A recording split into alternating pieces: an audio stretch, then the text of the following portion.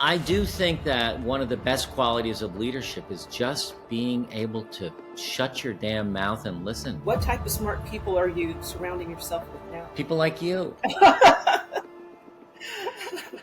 We just have to do the next right thing in business, with our family, with our relationship. So live today and just always be doing the next right thing. Not worry about tomorrow. I mean, don't worry about tomorrow because you have no idea if it's even going to show up. So just deal with today. That touches me as I think about the experience you've had as a young man. Hi, Mark. I'm so excited to have you here with me today. And this podcast is all about leadership. I want to start with the first question. What was your first training, your first introduction to leadership in your life? Erica, you're coming out hot, right into the questions. I love it. It's a pleasure to be here. I really am so looking forward to this time with you. My earliest leadership training was probably in the Boy Scouts of all places. At the age of 10, I can't remember if my parents convinced me to join the Boy Scouts or my friends, but I grew up in Mamaroneck, New York, and there was a huge Boy Scout troop there, Troop 2 in Mamaroneck. Scoutmaster was Armand Lancia. There were 50 kids in it, ages from 10 to 18. And my dad was a scout, didn't really get very far, but I liked it. I found it to be a kind of a cool community. I liked all the camping. I learned a lot. But as I reflected back actually this morning, thinking about my leadership journey, that's where I learned about leadership. You know, the scout law, the scout oath, becoming a patrol leader, a senior patrol leader. I was teaching. I was leading the young boys coming in when I was 16, 17, and 18. So, and I didn't realize it at the time that I was learning leadership, right? I just was teaching kids how to tie knots or start fires or cut down trees, which we weren't supposed to do. But, you know, running in the woods, you kind of do things you're not supposed to do. But I would say that was my first training in leadership. What would you consider your second training in leadership?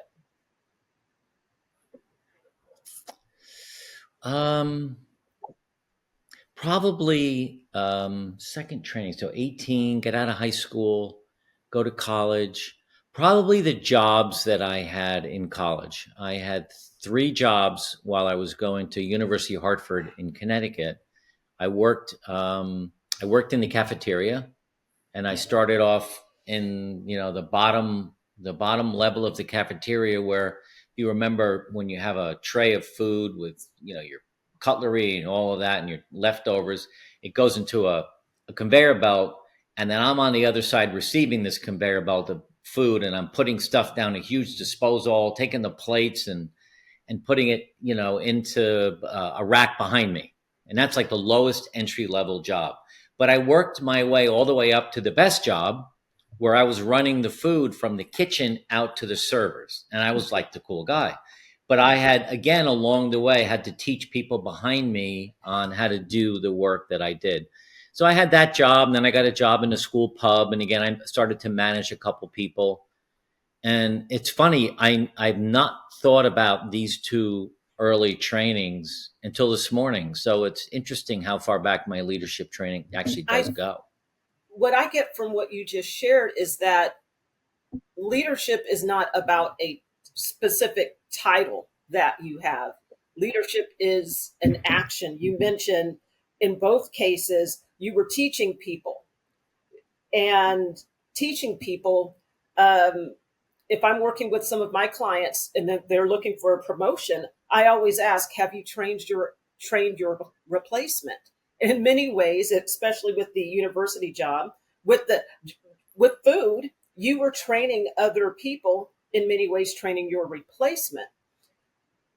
I want to go back to the Boy Scouts because you remembered this your Scoutmaster's name was it Armor Lancia? Armand Lancia. Yeah. Mr. Lancia. Mr. Lancia. I find it phenomenal, fascinating that you remember him. What stands out to you about him as a leader? Well, this is in my book that I'm writing, and I remember clearly sitting down with him. And if you could get an audience with him, on one of these camping trips. That was gold. That was like, oh my gosh, Mr. Lancia wants to sit and chat with me. So I remember he had this hobby where he would ask some of the scouts to go out to a birch tree, a white birch tree, and with our knife cut out a rectangle piece of bark. Probably weren't supposed to do that, but we did, and the tree survived. But bring it back in, and he would make a canoe out of it for you. And he would sit there with his knife, and first of all, he cut the shape of the canoe, and then he would bend the end, and he had twine with a needle and an awl, and while he was talking to you, he was building this canoe. But I remember his dark leathery hands working the canoe. So I would look down at his hands and look up at him again. But he was asking me these questions. How's scouting for you? I see you're the rank of Life Scout. Do you think you can make it to Eagle? How many merit badges do you have? Is there one thing about scouting you like more than another? What is the one part about scouting you don't like? So I was seen and heard by I'm getting emotional, probably a 55 or 60-year-old man at a time when I was 14, like I've never been heard before. And I was coached and mentored and felt respected and cared for. So it's so vivid in my mind, sitting across from him at the kitchen table in the cabin. That touches me as I think about the experience you had as a young man and how it impacts you today. And it makes me think about the impact that leaders in organizations can really have on the lives of their employees, on those that they lead, by simply asking questions. I know. It's amazing. It's hard, right? When you're in the thick of things and you're running a company and you're trying to build it and you're trying to keep up with everything around you, it's so hard at times to become the best leader ever. And I think the best leader ever is the one that is able to slow down, sit with another human being, and ask them thoughtful questions, and not judge, not give them solutions right away, have them think through the problem that they're bringing to you so that they solve it themselves. But that is so hard. And if you can do it, you can be an amazing leader. And I did it sporadically. I always thought I could be better at that. And all of that, Erica, carries over into relationships, the relationship I have with my wife, Jody, or my kids. If you can really, really listen and listen well and not judge, I think that is a true meaning of leadership. This listening, this true connection that you have with someone else. You mentioned that you did it sporadically. Do you find yourself doing that more now, listening? You have leadership roles today. Do you find yourself doing more listening? And I work on this every single day. how do you work on it? I I like right now I'm really in the moment, and I'm trying to listen really carefully to what it is you're saying and not race to an answer. But even with Jody and my kids, for me, I'm a builder. I'm a fixer.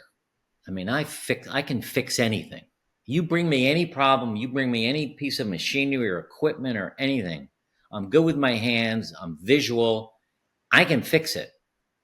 But that's not leadership. Unless, there's a real problem and they come to you and say, you need to make the final call on this because you're the CEO and the owner. I don't know if that's leadership or just because you own the company. It's 10 people sitting across from you said, you heard everything we've said, but you need to decide this. That's courage. That's courage. But I do think that one of the best qualities of leadership is just being able to shut your damn mouth and listen. My brother used to always have a saying, there's a reason God gave you 2 ears and 1 mouth. And I'm sure you've heard that before. It's been written. You mentioned your brother and the two ears, reason God gave you two ears and one mouth. And I'm curious as to maybe what leadership lessons you learned from him, or one great life lesson you learned from him. My brother Chuck was my business partner and my friend for forever. And unfortunately, he passed away last October after a 2-year illness with ALS. And a horrific way to die. So hard on us, his wife, his kids. But one of the things that resonates as he was going through this illness, I started to write in my journal a lot about what kind of human being Chuck is, and what kind of a person he was to his wife, his kids, our employees, our teammates, and to me. And the one thing about him that was a skill that he perfected, I say perfected, perfection can change, but he was the best listener that I knew. I mean, we could be at a networking function with 500 people surrounding us, and he would ask me a question, and while I'm answering it, he just zeroed in on me. There was no, he was just listening with his two ears. And he listened and he asked a few more questions. And that's the extreme, because we had so much time together alone having coffee or lunch. But he was always really an amazing listener. And I try to model that, keeping him in mind. Do you mind if I ask a couple more questions about the relationship between you and your brother? No, I love, listen, he's deep inside my heart and soul, and he's with us right now. So ask away. Maybe he'll answer. That would be amazing. That would be amazing. There was a book published by Gallup Press called The Power of Two, where they talk about two people coming together, and that when you have this relationship, you can do extraordinary things. They gave examples of different individuals. It's Stockton and Malone. I think of Sherlock Holmes and Watson. You mentioned your brother was the best listener that you've ever known. I'm curious about how you guys complemented one another as you built a business together, and how that helped you build a successful company, that complementary relationship. Such a great question. And I've never really thought about Chuck and I in that regard. But I will tell you that we were completely different people. We had different personalities. We had some common friends. We were in Scouts together. We were 2 years apart. We went to different colleges. He started a career outside of the family insurance business, and I went right into it. He came in 5 years later. He had a different style. He and I were both in sales, so that's where we started. But as we matured and we got more confidence in my dad, who ultimately sold the business to Chuck and I, we had completely different styles in running the company. And if it weren't for Chuck being my partner, there's probably a good chance that business might have gone under.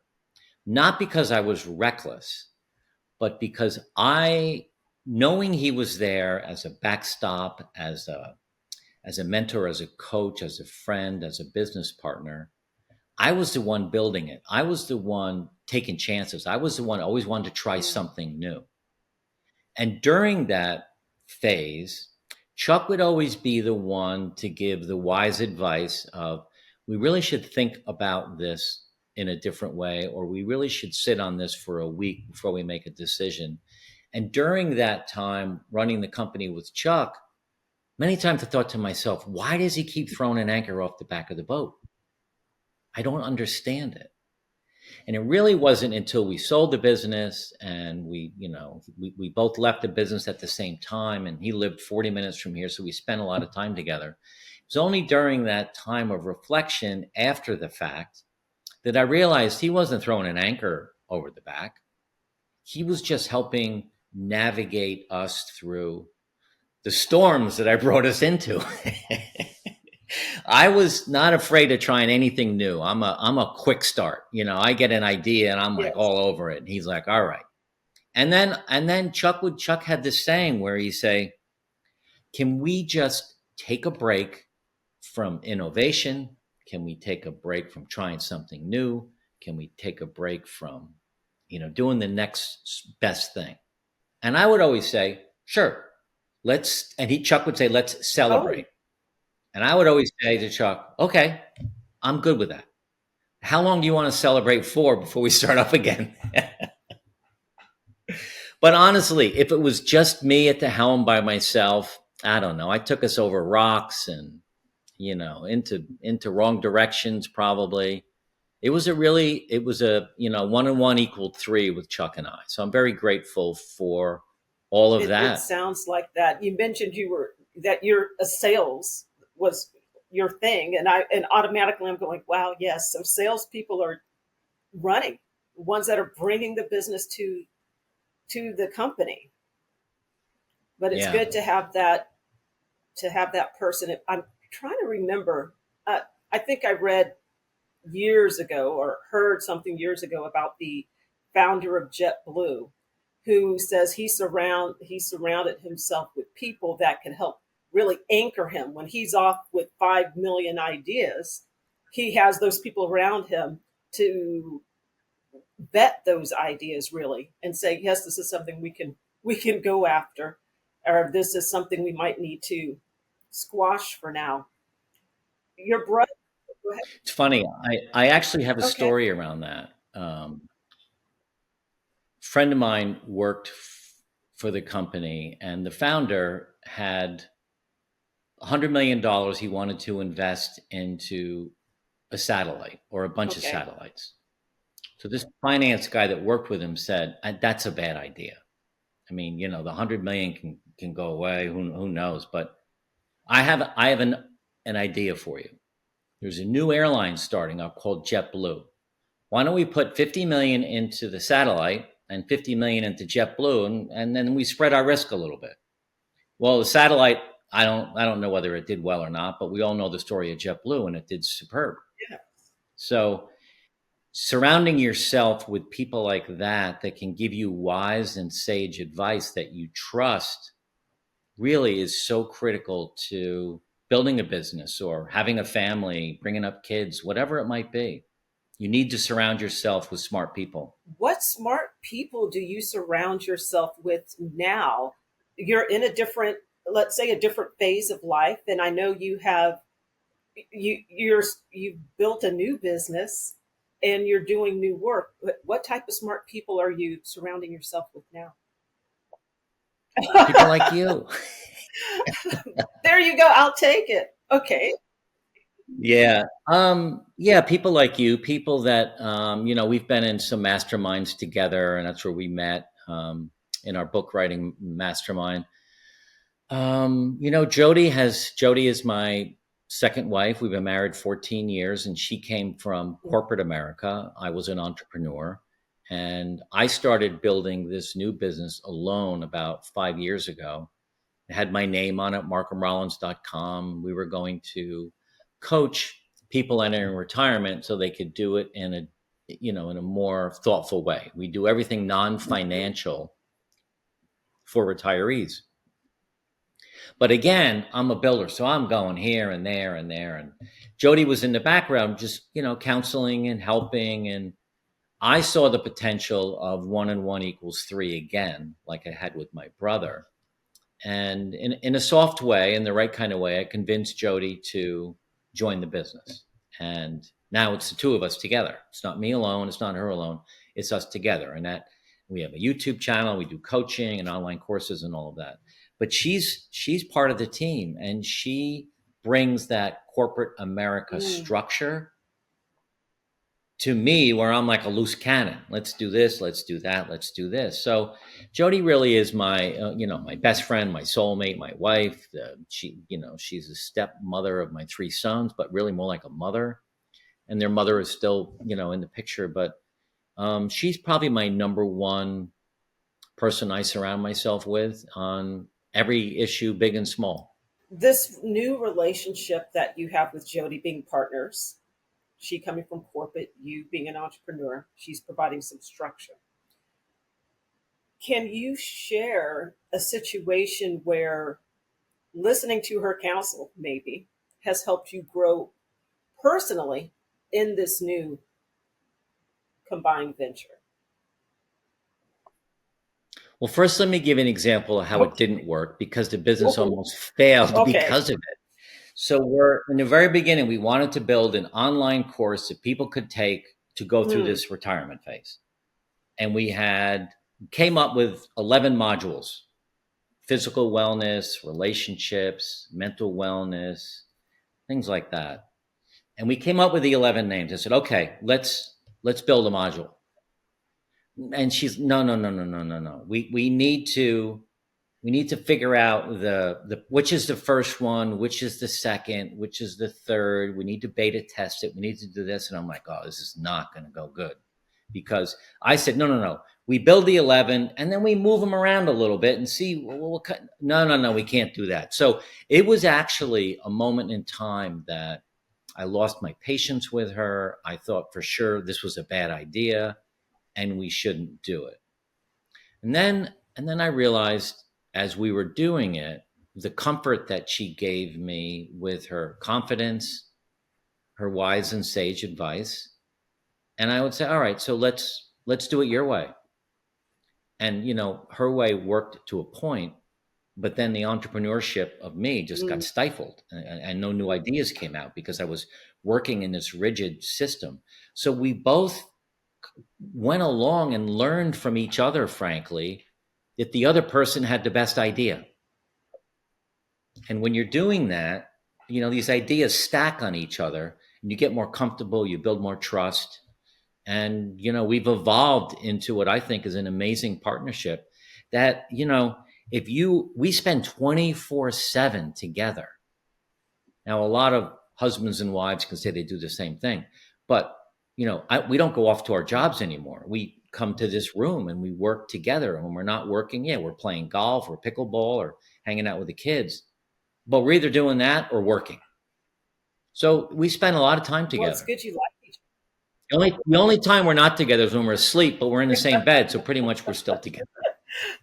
well, it sounds like you picked well, and she picked well, and there's from a communication standpoint, you both are very open minded, and it sounds like there's lots of respect there. There is, and there's a lot of work there. We work very hard. Our YouTube channel, every week we put up another 10-minute video, but we are practicing what we're learning, implementing what we're learning, and then sharing with others. We, in the beginning, Jody, if I said something to Jody, her immediate action was not a response, it was a reaction. So she's a reactor. Jody, I think we should try this. That's the stupidest thing I ever heard. Yeah. That doesn't work, right? So we've worked on that with each other. When we have an idea or we have a question or something, we both agree that we need to be thoughtful and we need to be listening and not always give an answer. Many times it's best to say, I heard what you said. I think you have a good point, but I really want to think about it for a day or two before I respond. It's your and that goes so far. I mean, if you're just in business together, you leave each other because you go home to your own homes. But we go home to our home together, and we had that difficult discussion. So we have to find a way to have peace in our life all the time. It sounds as if you have established your rules of engagement, rules of interaction, so that you create it's a safe space for both of you to really be yourself, speak your mind. Until we slip. And Well, we do. But we bounce back a lot quicker now than we used to. Listen, I am the person, I hate controversy. I shy away from it. I'm not really good at being direct. I'm not really good at giving feedback. Jody is the queen of that. She's very good at feedback, very good at being direct. And in the beginning of our relationship and in business, her idea of being direct is just saying what's on her mind. And she believes that if you don't give good feedback to people, you're cheating them out of their life and you out of your relationship with that person. But I just run and hide and go in my cave. I'll go hide in there for 3 days. And she'll say, "What's the matter?" "Nothing. Everything's fine." And I shut down and I withdraw. I don't do that anymore, but I used to do that. And I've worked so hard at that because that doesn't help anybody. And I'm getting better at being direct with her. I'll try it and I'm always like, "Oh no, and that what's going to happen." But she says, "Thank you for saying that. I appreciate it." So yeah, it's damn, life is hard. There's nothing easy about it. There are easy moments and there are great moments, but again, leadership, which is what you really wanted to talk about, is hard when you have two people who have been leaders their whole careers and led different types of people and led in a different way. It sounds as if you've had multiple transformations through leadership, starting as a Boy Scout, getting lessons you didn't even know, from Mr. Lancia, who you still look back to with fondness. You had transformation at the university, working in the cafeteria, and starting your business with your brother.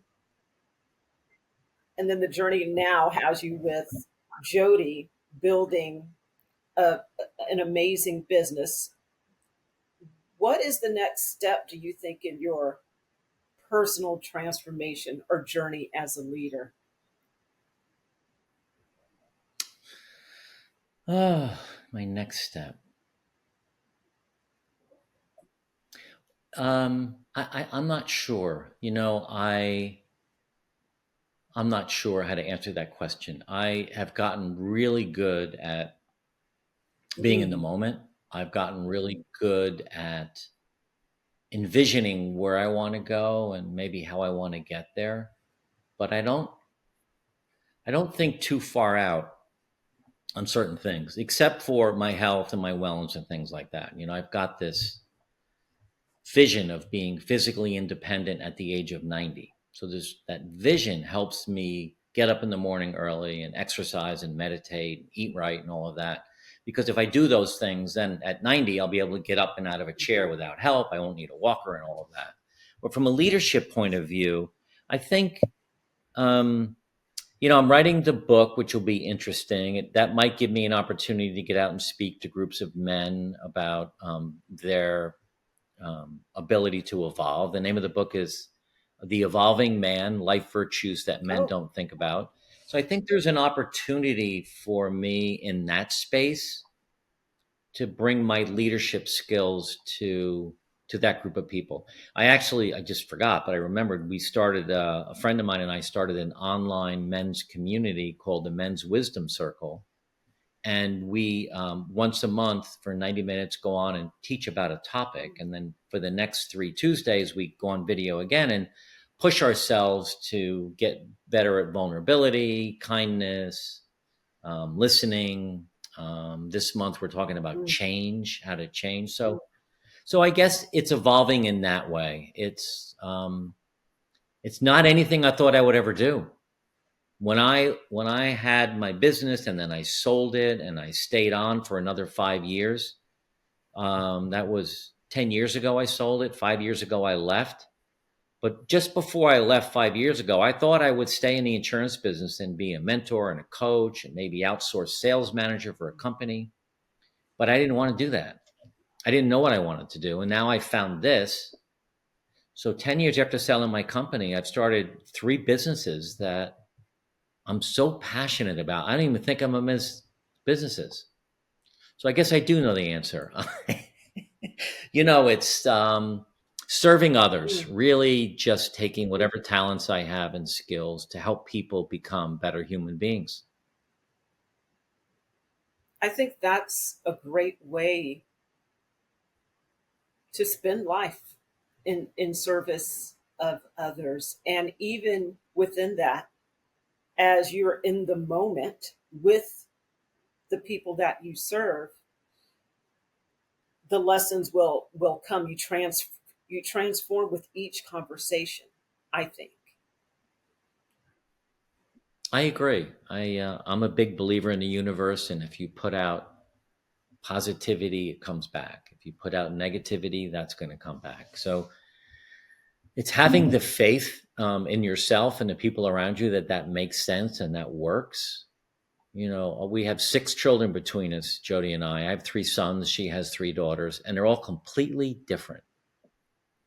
And we coach them all as human beings, right? They're our kids, but we just coach them. And we coach them differently. We coach them about different things. But we're both at a point in our life where we want to influence our kids, our grandkids, our friends, people in our retirement, transform community, the men in the wisdom circle community. We want to help them transform themselves into better human beings. We got one shot at this, right? Yes, as far as we know, I mean, this is it. This is it. yeah. Might as well make it a good run. I do a video every morning now, and yesterday I did one. It's on Facebook and Instagram and all that. But the question that I proposed is, what happens to us when we die? And I didn't really have the answer, but it was a thoughtful question that I have in my book. And someone put a question underneath that in the comments, and he said, "Do you believe in reincarnation?"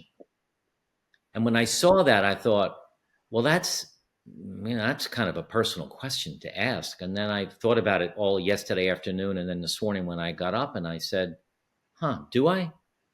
And do we believe in reincarnation? Is this truly our only shot?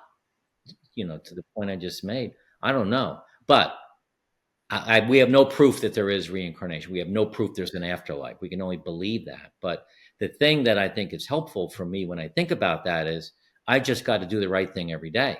That was the other thing my brother always said. We just have to do the next right thing in business, with our family, with our relationship. So live today and just always be doing the next right thing. Not worry about tomorrow. I mean, don't worry about tomorrow because you have no idea if it's even going to show up. So just deal with today. I love it. And if I were to answer the question I asked, what is the next step in your personal transformation journey as a leader? It sounds like it's to do the next right thing. That's the next step, the next right thing. Well, yeah, we are coming to the end of our time. Is there a message, a thought, anything you would like to share with others? And then also, can we do this? Can we yes, do this we again? can. We can do it again. I love this. Any other thoughts? No, listen, I am very blessed. I'm a very grateful person. And I think that at the core of my humanity, the core of who I am is gratitude. And I think that without gratitude, we tend to focus on the wrong things. We focus on the negativity. We focus on what's not doing well in our life. We focus on our poor health if it exists. And I think it's so important for people to change that. And one way to do that is when you get up in the morning, get a piece of paper and write down 3 things you're grateful for and 1 self-affirmation. And I always, the first thing that I write under gratitude is my wife, Jody. I put a hyphen and something about her I'm grateful for. Then it could be the weather, the kids, my health, whatever it might be. And then 1 self-affirmation. Just, I am a good speaker. I am a good coach. I am a good husband. I'm a good father. Just write it down. Your life will change. You will become more positive, more engaging, more exciting, more fun to be around, and maybe even a better listener. Thank you so much, Mark. And I'm going to put all of your contact information in the description. Great. But why don't can you give us the best way to contact you? Sure. I think it's our website is retirementtransformed.com. Instagram is the same thing. Our YouTube channel is retirementtransform.com. So if you Google that or put that in, you'll find That's everything. perfect. Thank you so much for your time today. And yes, It was a pleasure. I loved being here with you today, Erica. thank you. Thank We'll you do so this much. again, definitely.